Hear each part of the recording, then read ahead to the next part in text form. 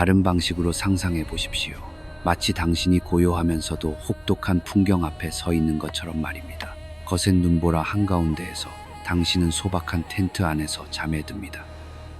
난방 담요도 없고 보온 침낭도 없으며 견고한 벽조차 없이 단지 하나의 소박한 나무 기둥에 의해 지탱된 거친 천막일 뿐입니다. 바깥의 추위는 준비되지 않은 누구의 생명이라도 앗아갈 수 있으며 새벽이 밝기도 전에 조용히 당신에게 다가올 수 있습니다. 그러나 그것은 결코 불가능한 일이 아닙니다. 북아메리카 원주민들은 수세기 동안 이러한 혹독한 겨울을 견뎌왔으며 심지어 얼음으로 뒤덮인 세계 속에서도 편안히 잠들 수 있었습니다. 그들의 비결은 운이나 자연에 대한 신비로운 힘이 아니라 수많은 세대를 거쳐 축적되고 전승된 생존 지식과 기술의 집약이었습니다. 이러한 거처는 단순한 사냥 중의 휴식처가 아니라 혹독한 겨울 속에서도 적응하고 살아갈 수 있도록 설계된 진정한 집과도 같았습니다. 그것이 바로 집입니다. 그리고 한 가지 질문을 마음속에 간직해 보십시오. 과연 무엇이 그들이 뼛속까지 파고드는 추위를 이겨내도록 했을까요? 거처의 구조였을까요? 아니면 일상의 생활 방식이었을까요? 이야기가 더 펼쳐지기 전에 스스로 답을 예측해 보십시오. 겨울 생존의 이야기는 눈이 내릴 때 시작되는 것이 아니라 훨씬 이전부터 시작됩니다. 야영지를 선택하는 일은 결코 우연이 아니었으며 그것은 생과 사를 가르는 경계였습니다. 부족들은 한 번의 잘못된 선택이 차가운 바람 속에서 깨어나게 하거나 다시는 깨어나지 못하게 할 수 있다는 사실을 잘 알고 있었습니다.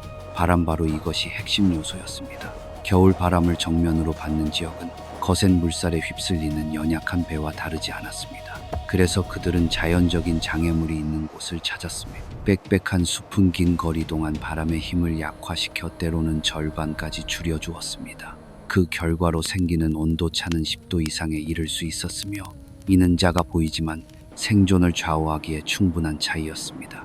큰 바위들은 단순한 바람막이가 아니라 은밀한 열원으로도 작용했습니다. 낮에는 따뜻함을 흡수하고 밤에는 그 열을 방출하며 마치 끊임없이 작동하는 자연의 난로와 같았습니다.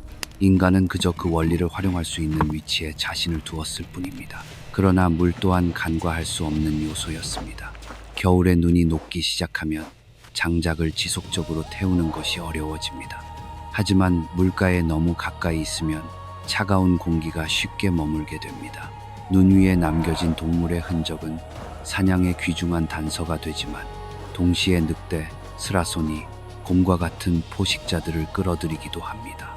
결국 마른 장작은 생존의 기반이었습니다. 심지어 몇 미터에 불과한 지형의 높낮이 차이조차도 견딜 수 있는 추위와 치명적인 추위를 가르는 기준이 되었습니다. 차가운 공기는 낮은 곳으로 흘러내려 자연적인 냉기 함정을 형성하기 때문입니다. 그래서 경험이 많은 사람들은 완만한 언덕을 선택하여 밤사이 차가운 공기가 흘러가도록 했습니다. 그러나 올바른 장소를 선택하는 것만으로는 충분하지 않습니다. 정교하게 설계된 거처가 없다면 모든 노력은 무의미해집니다. 겉보기에는 단순한 텐트이지만 실제로는 물리법칙이 만들어낸 작품과도 같습니다.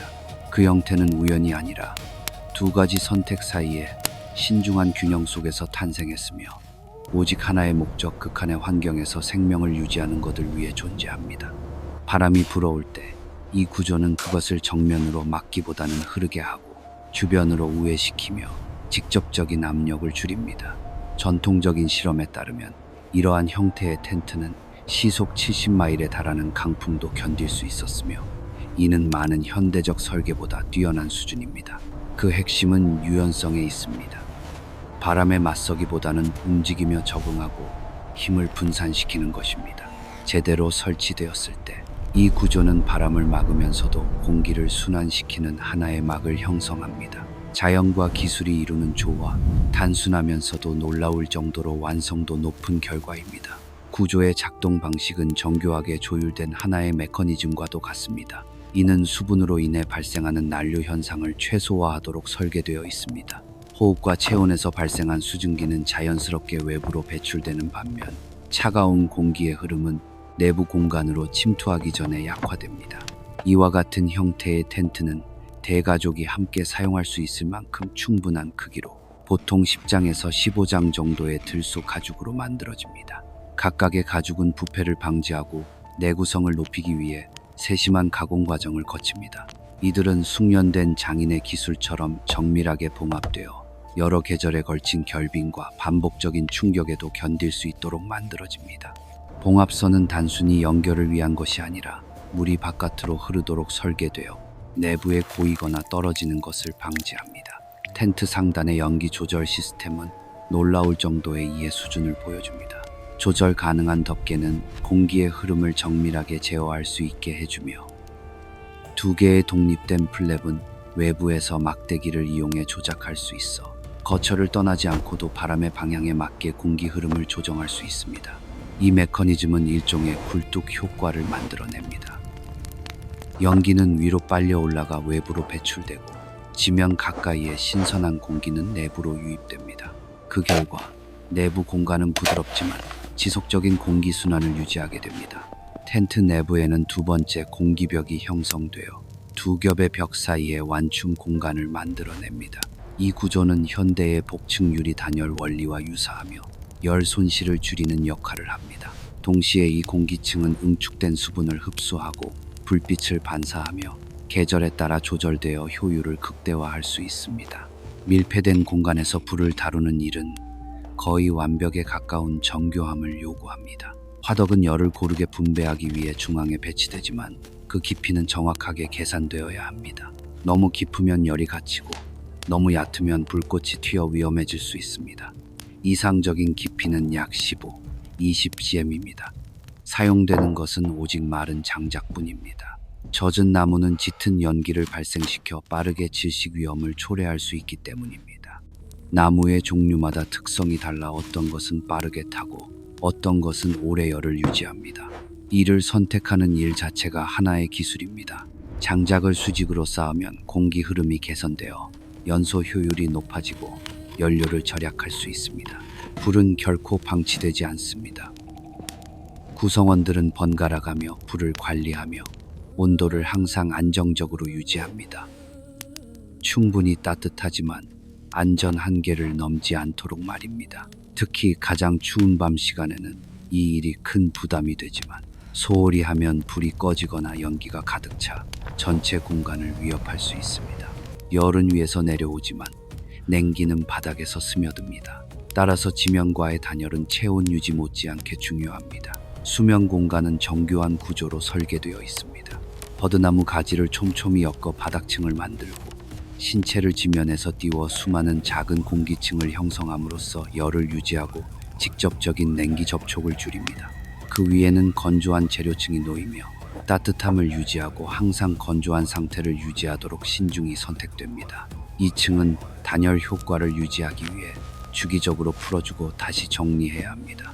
최상층에는 들소 털이 깔리며 털이 위를 향하도록 하여 부드러운 표면을 만들고 체온을 유지합니다.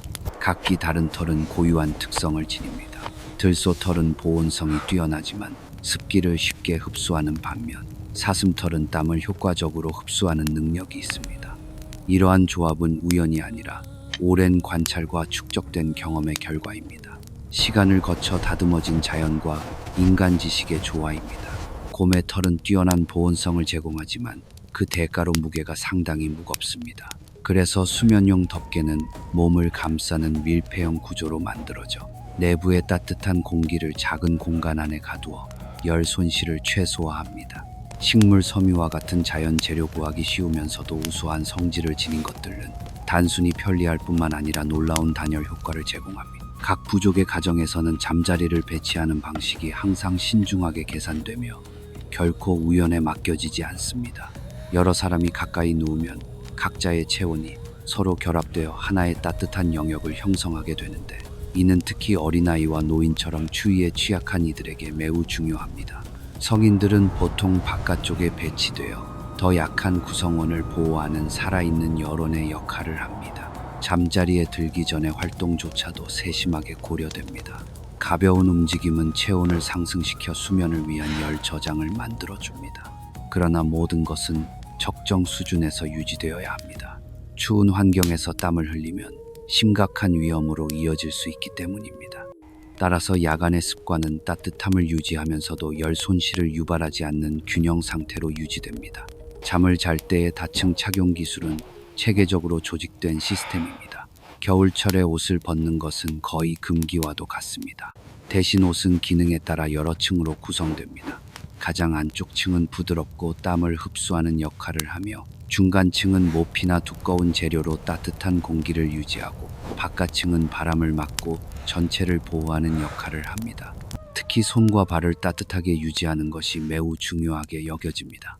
이 부위들은 열이 가장 빠르게 빠져나가는 곳이기 때문입니다.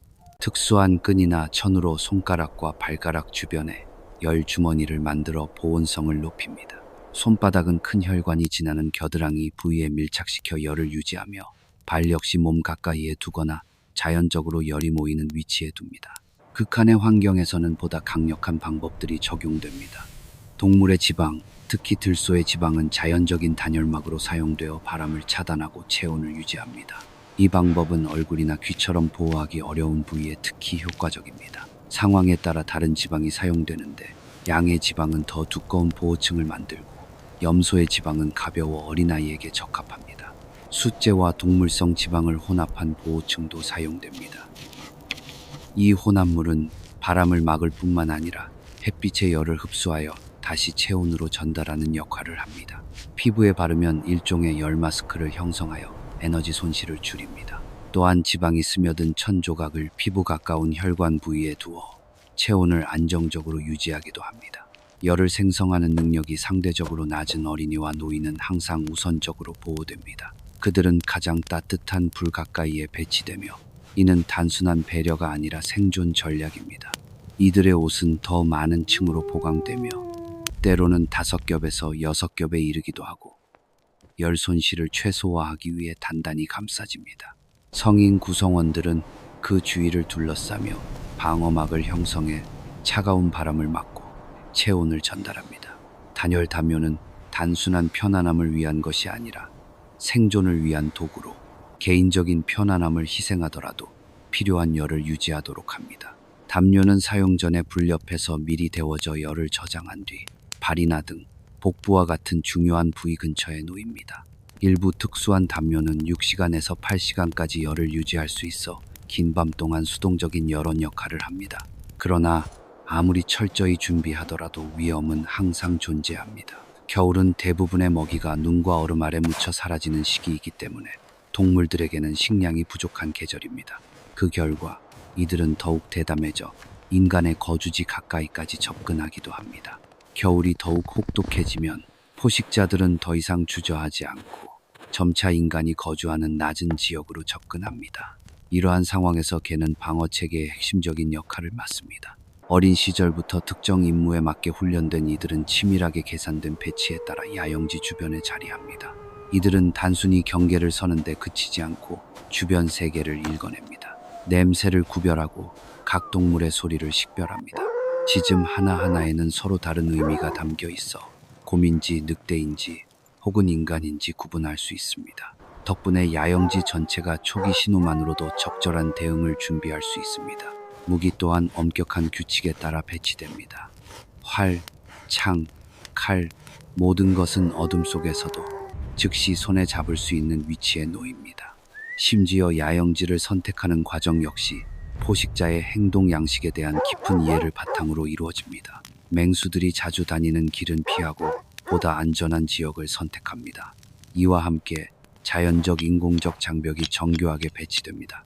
눈의 형태를 조정하여 동물이 특정 방향으로 이동하도록 유도하고 관찰이 쉬운 영역으로 이끌어 예측 불가능성을 줄입니다. 가족 구성원 모두는 경고 신호가 발생하면 즉각적으로 반응하도록 훈련되어 있으며 주저함이나 혼란은 허용되지 않습니다. 전체 겨울 생존 시스템은 하나의 통합된 구조처럼 작동합니다. 어떤 요소도 독립적으로 존재하지 않습니다.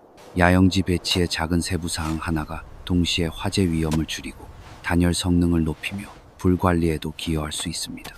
물건을 배치하는 방식조차 햇빛의 열을 최대한 활용하도록 설계됩니다. 이는 하나의 살아있는 시스템입니다. 주목할 점은 이 지식이 책에 기록된 것이 아니라는 것입니다. 그것은 실천을 통해 불가에 둘러앉아 전해지는 이야기 속에서, 그리고 젊은 세대가 직접 겪고 배우는 실수 속에서 전승됩니다. 오늘날 인간은 난방 시스템, 첨단 단열 재료, 정밀한 기상 예측과 같은 현대 기술을 갖추고 있지만, 이러한 고대의 기술은 결코 시대에 뒤떨어진 것이 아닙니다. 오히려 이는 제한된 조건 속에서 날카로운 사고와 적응을 통해 만들어진 정교한 해법입니다. 그렇다면 혹한 속에서 생존을 결정짓는 진정한 요소는 무엇일까요? 거처의 설계일까요? 아니면 일상의 습관일까요? 답은 단일 요소에 있지 않습니다. 모든 것의 조화에 있습니다. 불은 열을 제공하지만 적절한 구조 속에서만 그 효과를 발휘합니다. 텐트는 보호를 제공하지만 재료가 올바르게 관리될 때에만 진정한 역할을 합니다. 일상의 습관은 생명을 유지하지만 그것이 제대로 기능하려면 안정적인 기반이 필요합니다. 이러한 결합, 즉 시스템적 사고가 인간으로 하여금 견디기 어려운 겨울을 극복하게 했습니다. 각각의 기술을 따로 이해하는 것보다 그것들이 어떻게 연결되는지를 이해하는 것이 더 중요합니다. 모든 요소가 조화롭게 작동할 때 전체는 개별 요소의 합을 훨씬 뛰어넘는 힘을 발휘합니다. 이것이 바로 여러 세대에 걸쳐 전해 내려온 진정한 비결, 시간 속에서 단련된 생존의 지혜입니다. 이를 통해 그들은 준비되지 않은 사람이라면 넘기 어려운 혹독한 겨울을 견뎌낼 수 있었습니다. 이 이야기는 아직 끝나지 않았습니다. 여전히 잊힌 지식과 아직 발견되지 않은 기술들이 남아 있습니다. 그리고 우리의 조상들이 어떻게 역경을 극복했는지를 이해하려는 여정은 이제 막 시작되었을 뿐입니다.